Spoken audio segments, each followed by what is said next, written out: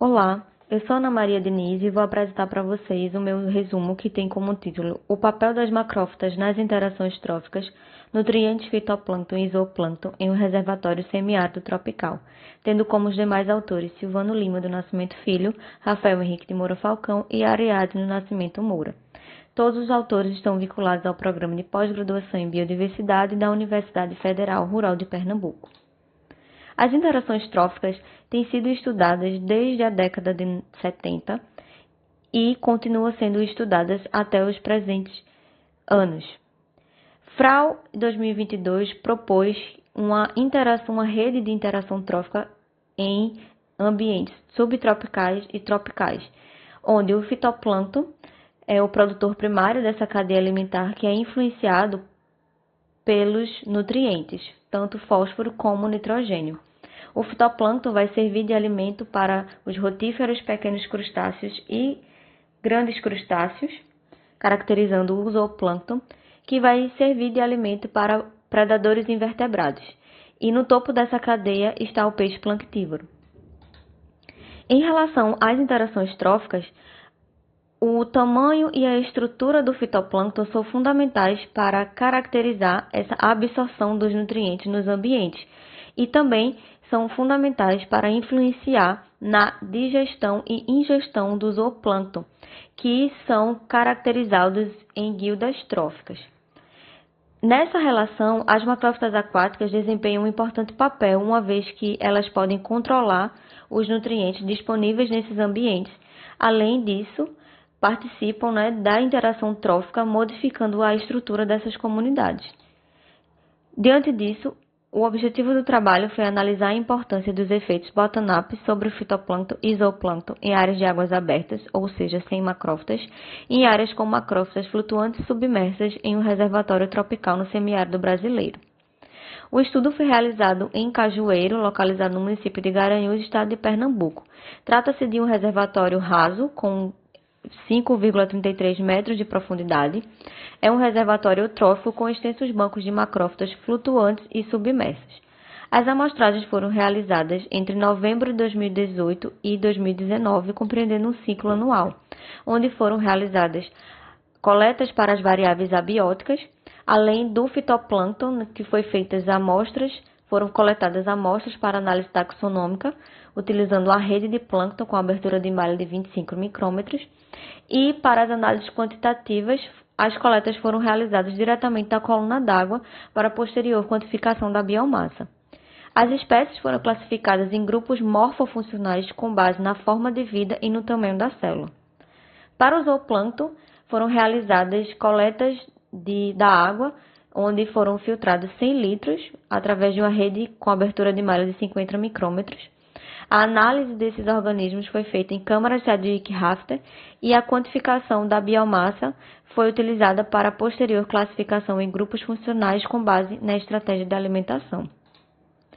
As análises estatísticas realizadas foram uma análise de variância, seguida do teste a posteriori de Tukey, para dados normais e paramétricos, e para dados heterogêneos foi feita uma análise de Kruskal-Wallis com o teste a posteriori de Mann-Whitney. Para verificar as relações dos efeitos bottom-up entre os grupos, foi feito os modelos aditivos generalizados, e para verificar a relação dos grupos, tanto de fitoplâncton quanto zooplâncton, nas áreas com macrófitas e sem macrófita, foi feita a análise de redundância. Todas as análises foram realizadas no programa RCORE-Team. Os resultados observados mostraram que os nutrientes não apresentaram uma diferença significativa entre os locais sem macrófita e com macrófita flutuante submersa.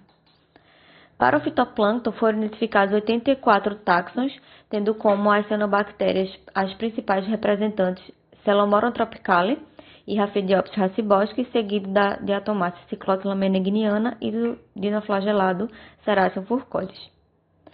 Em relação à biomassa, nós observamos que nos locais com macrófitas flutuantes e macrófitas submersas, representados pelas barrinhas verdes e azuis, a biomassa do fitoplâncton unicelular, colonial, pequeno tamanho e dos filamentosos apresentaram uma elevada biomassa em relação aos locais sem macrófita.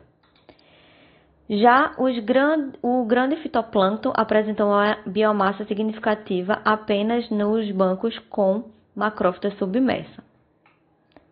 Em relação ao zooplâncton, foram identificados 50 táxons, tendo como principal representante da comunidade o Scopepodus calanoida. De uma forma geral, o zooplâncton apresentou uma elevada biomassa nos locais com macrófita, mas apenas os filtradores e os filtradores raspadores apresentaram diferença significativa entre os locais de amostragem, onde ambos apresentaram elevada biomassa nos bancos com macrófitas flutuantes seguidos dos macrófitas submersas. Os modelos aditivos generalizados mostraram uma relação de efeito bottom-up entre o fitoplâncton. Essa relação foi positiva nos locais sem macrófitas e nos locais com macrófitas flutuantes apresentou uma relação negativa. Em relação ao fósforo, tanto nos locais sem macrófitas quanto nos locais com macrófita submersa apresentaram uma relação positiva e significativa. A RDA mostrou que 50,65% da dispersão dos grupos funcionais em relação aos fatores abióticos e aos locais de amostragem foi significativo, onde nos locais sem macrófitas representados pelo triângulo verde, houve uma relação positiva com o fitoplâncton flagelado e o nitrato, nos locais sem macrófita. Os demais fatores, como fósforo total, nitrato e fosfato inorgânico dissolvido, apresentaram uma relação positiva com os grupos de fitoplâncton nos locais com macrófitas.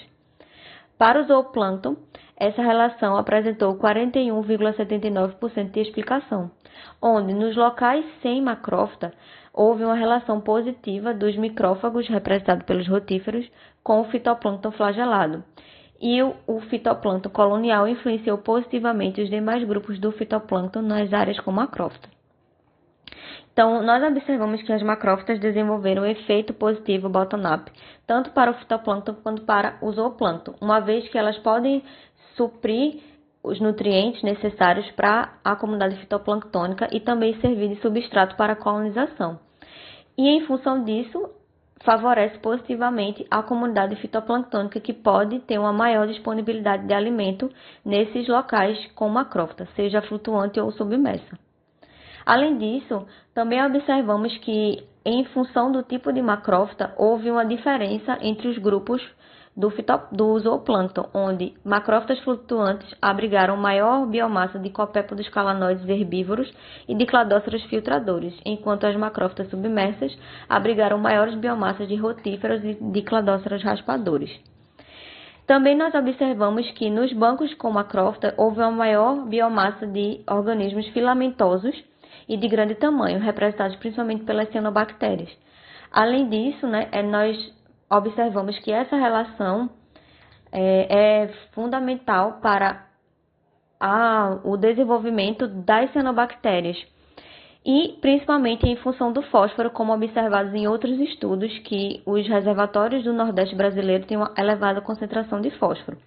Também observamos que houve uma maior biomassa dos fitoflagelados, representados principalmente pelo ceráceo, nos locais sem macrófitas, e isso pode estar relacionado com a estabilidade da coluna d'água e a transparência da água.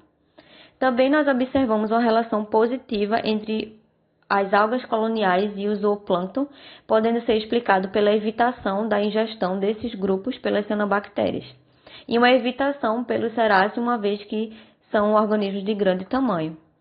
Concluímos que as macrófitas elas favorecem o efeito bottom-up, tanto para o fitoplâncton quanto para o zooplâncton, e que, dependendo do tipo unicelular ou filamentoso e também do tamanho do fitoplâncton, pode haver uma influência positiva ou negativa sobre o zooplâncton. Esses resultados destacam a importância de avaliar os efeitos dessas macrófitas nessas relações tróficas em reservatórios tropicais. Agradeço à Universidade Federal Rural de Pernambuco, ao PPG Bio e ao Laboratório de Ficologia pelo apoio institucional e à FACEP e ao CNPq